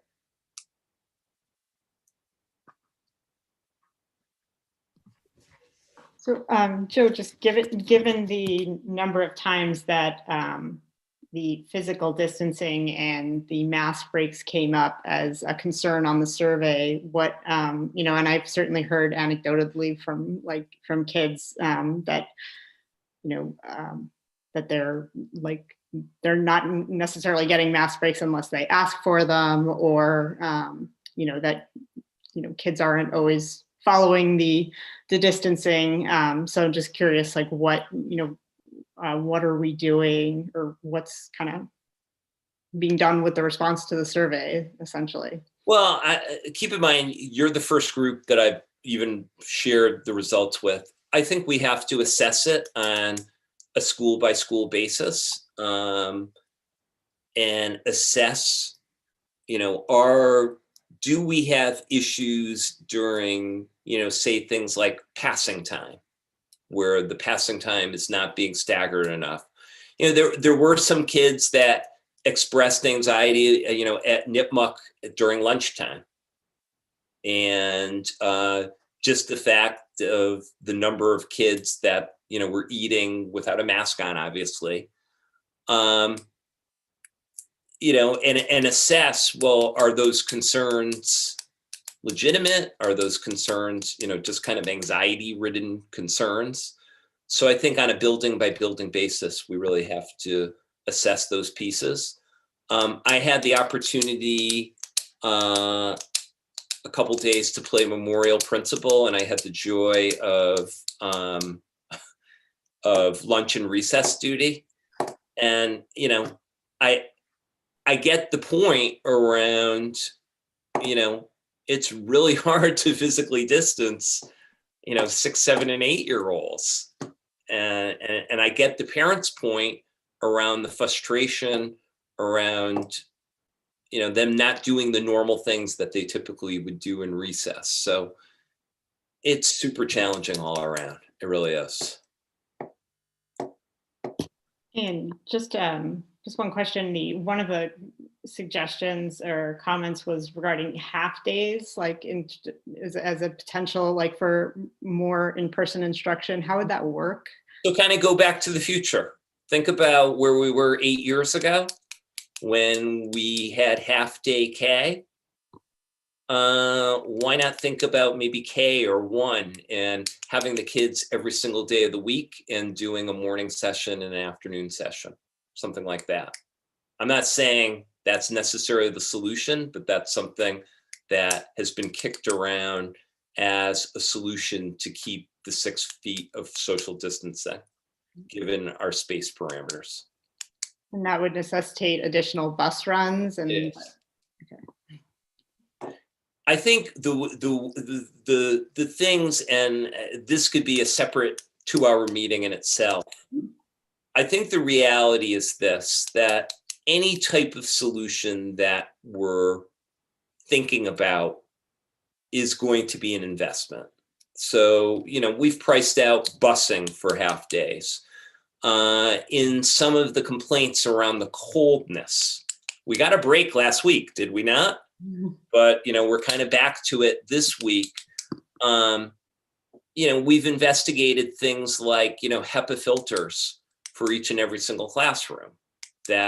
Would that give people more of an assurance, particularly as we move into this colder weather? You're talking about an investment that would be comparable to the busing investment. Probably to do it right across the district, at least $100,000, $120,000. So, and again, talking about getting more kids back, you're probably going to be talking about an investment of some additional staff. At a minimum, at least para-educators.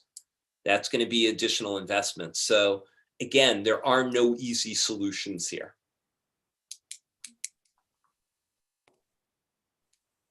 Any other questions from the committee before? There's a number of community comments and questions. So I'm just going to move into those. So just looking at a couple of the more recent questions are kind of on this topic, so I'm going to start with those. But in terms of in terms of distancing, so clearly if the state is saying you can relax the 6-foot distancing to 3-foot distancing to allow for more in-person, are there any districts that are actually doing that? Very, very few. Very, very few. The overwhelming majority of districts, and I can kind of speak for all of our local ones, are in that 6-foot parameter. There might be some at the elementary level where it's kind of like 3 or 4 feet. You know, in Blackstone Millville, like I said, they've been able to bring K through 4 back or K through 3 back, but they've done so because they literally have double classroom space. Right. So they're still following the 6-foot distance, Yeah. correct? They just have additional space to work with. Mm-hmm. Yeah. Mhm. All right, and jump back to Maureen answered some of these. Thank you. There's a question about whether there's been any cases of student to student or student to teacher transmission within the district. So right now, we've had a grand total of 8 cases, and 6 of the cases I can say with a high degree of probability no, and 2 we are waiting on, because the 2 most current one, and from the 2 that we are waiting on, there are 8 close contacts that are in quarantine now and getting tested.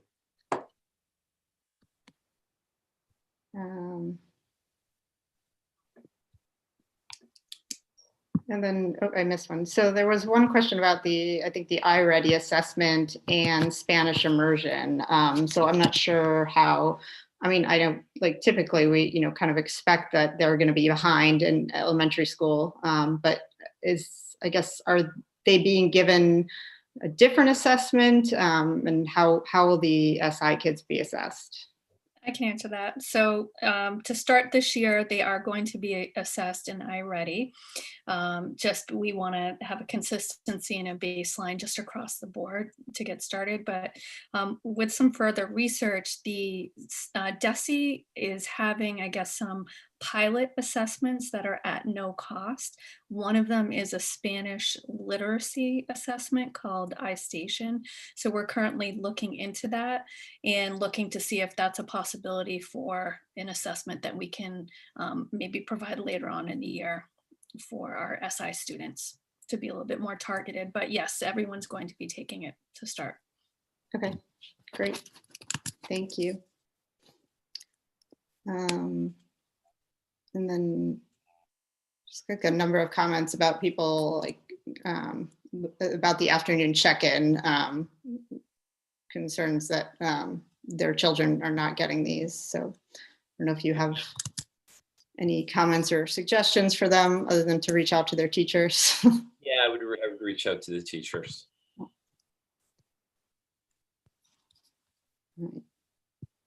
And then just the last question is just asking, I guess, about like what data that we're looking at in terms of like moving to more in-person instruction aside from the state metrics. And yeah, so something that I'll share with you next week, at our next meeting, kind of Fall River has developed their own internal dashboard. If you go to their website, you can see it on the homepage of their website.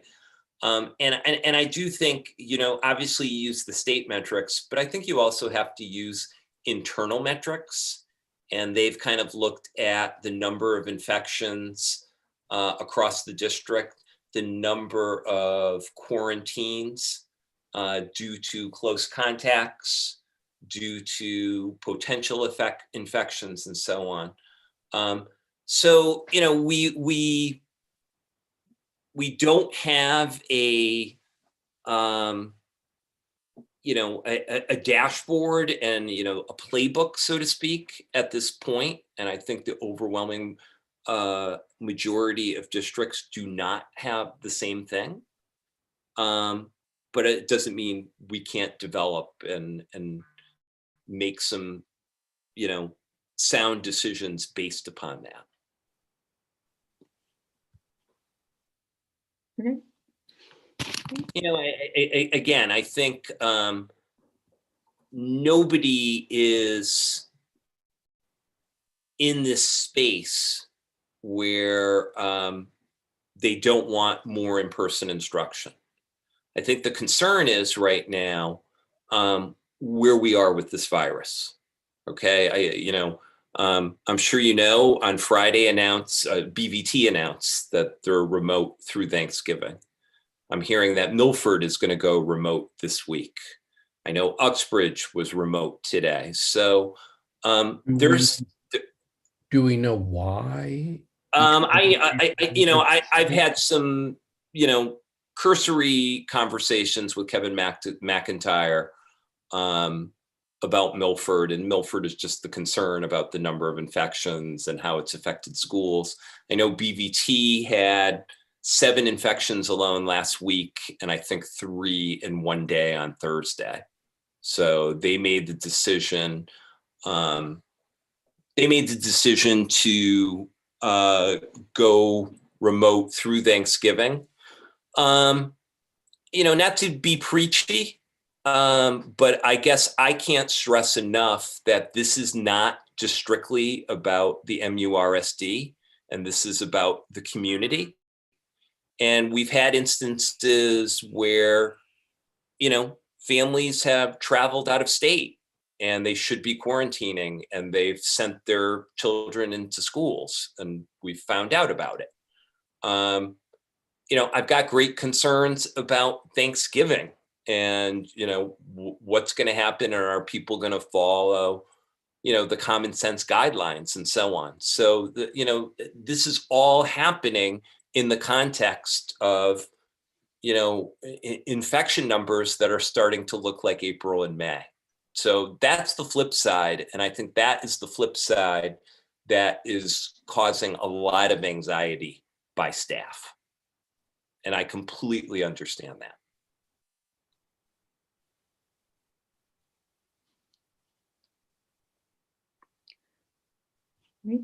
Perhaps this would be a good time to remind people, if anyone's watching, that if you are traveling for Thanksgiving to a high-risk state, you should be quarantining for 2 weeks or having a negative COVID test upon your return to Massachusetts. Yeah. I do not see any other questions or comments on YouTube, so move on to correspondence. Do we have any? We do not. All right. Other matters not anticipated by the committee within 48 hours of the posted meeting. Hearing none. Future agenda items, instructional model planning on December 7th. And with that, we will roll call to executive session pursuant to Mass General Law, Chapter 30A, Section 21A, Exemption Number 3, to discuss strategy with respect to negotiations with the district's labor associations, because doing so in open meeting would have a detrimental effect on the bargaining position of the committee. The committee will not return to open session. Sean Nicholson, aye. Lee Martin, aye. Phil Dezetter, aye. Carrie Lawrence, aye. Dorothy Scally, aye. Vicki Ludwigson, aye. We are adjourned. Very good. Thank you, everyone.